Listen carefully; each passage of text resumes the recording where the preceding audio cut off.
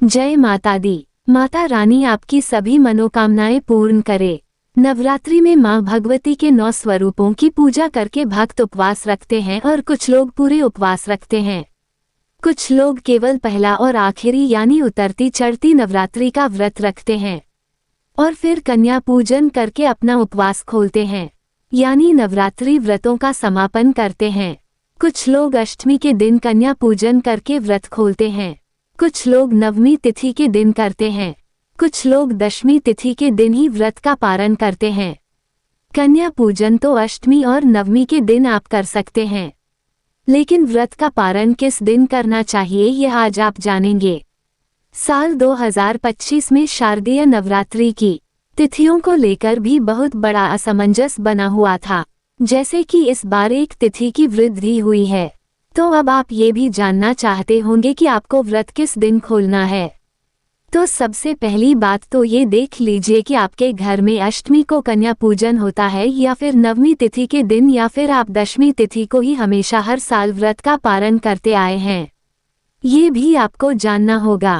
पहली बार यदि आप व्रत रख रहे हैं और यदि आप जानना चाहते हैं कि आपको किस दिन अन्न ग्रहण करना चाहिए तो दशमी तिथि को अन्न ग्रहण किया जाता है।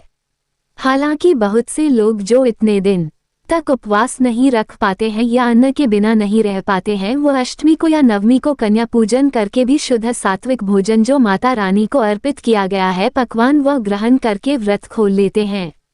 अब जैसे कि जो लोग पूरे उपवास रखते हैं वह तो पूरे उपवास रखकर फिर अष्टमी को कन्या पूजन करके व्रत खोलें, चाहे तो नवमी तिथि को। लेकिन जो लोग केवल पहला और अंतिम उपवास रखते हैं तो उन्हें इस बार कब कैसे उपवास रखना है, कब पारण करना है, पहले ये जान लीजिए। तो जैसे कि इस बार उदय तिथि के अनुसार सप्तमी तिथि 29 सितंबर सोमवार को पड़ रही है। अष्टमी तिथि 30 सितंबर मंगलवार को पड़ रही है। नवमी तिथि 1 अक्टूबर बुधवार को है और दशमी तिथि 2 अक्टूबर गुरुवार को रहेगी।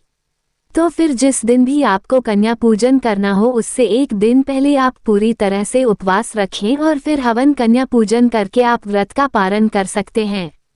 व्रत खोलने के लिए ऐसा कोई निश्चित मुहूर्त नहीं है। आप जिस समय भी कन्या पूजन कर लें, हवन कर लें, उसके बाद व्रत खोल सकते हैं। स्वयं व्रत खोलने से पहले आपको माता रानी को भोग लगाना होता है। हो सके तो पहले हवन करें, फिर कन्या पूजन करें और माता रानी को खीर, पूरी, चने, हलवा, नारियल, फल, मिठाई का भोग लगाएं और इसके बाद गौ माता के लिए एक हिस्सा निकाल कर रखें। फिर माता रानी से क्षमा याचना जरूर कर ले ताकि आपने जितने भी उपवास रखे हैं उनमें यदि किसी भी दिन किसी भी समय आपसे पूजा पाठ में, उपवास में, भोग लगाने में कोई त्रुटि हो गई हो, कुछ कम या अधिक हो गया हो, तो उसका दोष आपको ना लगे और माता रानी आपको क्षमा कर सकें। इसके बाद पहले आप दाहिने हाथ में थोड़ा सा जल लें, जल का आचमन करें और इसके बाद आप मां भगवती का ध्यान करते हुए पहले प्रसाद रूप में नारियल, खीर, हलवा, काले चने, बताशी या कोई भी मीठी चीज जैसे कोई भी मिठाई या फल उन्हें आप ग्रहण करें। इसके बाद आप जो भी शुद्ध सात्विक भोजन है बिना लहसुन प्याज का जो भी पकवान आपने बनाए हैं उन्हें ग्रहण करके आप अपना उपवास खोल सकते हैं।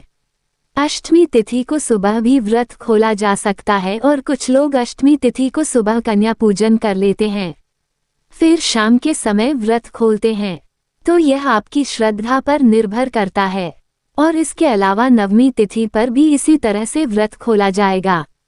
जो लोग अष्टमी और नवमी को जिनके यहाँ जिस दिन भी कन्या पूजन होता है उस दिन कन्या पूजन कर लेते हैं, लेकिन कुछ भक्त ऐसे भी हैं जो केवल दशमी तिथि में ही अन्न ग्रहण करते हैं, तो उन्हें दशमी तिथि को दोबारा से कन्या पूजन करने की आवश्यकता नहीं है। आप चाहे तो एक छोटी कन्या को पहले जो भी भोग आपने आज तैयार किया है जिसमें कोई मीठा चीज जरूर होना चाहिए, जैसे हलवा या खीर या फिर आप कोई मिठाई या फल का भोग माता रानी को लगाएं। पंचामृत का भोग लगा सकते हैं, उसी को ग्रहण करके फिर आप सात्विक भोजन आप दशमी तिथि में ग्रहण कर सकते हैं। गलती से भी सप्तमी, अष्टमी, नवमी या दशमी तिथि में मांसाहार का या लहसुन प्याज से बने भोजन का सेवन नहीं करना चाहिए, क्योंकि हम 9 दिन तक तो माता रानी के स्वरूपों की पूजा करते हैं और दशमी तिथि को कलश विसर्जन या दुर्गा विसर्जन करते हैं, तब तक आपको सभी नियमों का यथावत पालन करना चाहिए, जितने नियमों का पालन आपने नवरात्रि के दिनों में किया है। कलश विसर्जन आपको कब करना है इसकी अलग से वीडियो हमारे चैनल पर अपलोड है, आप उस वीडियो को देख सकते हैं।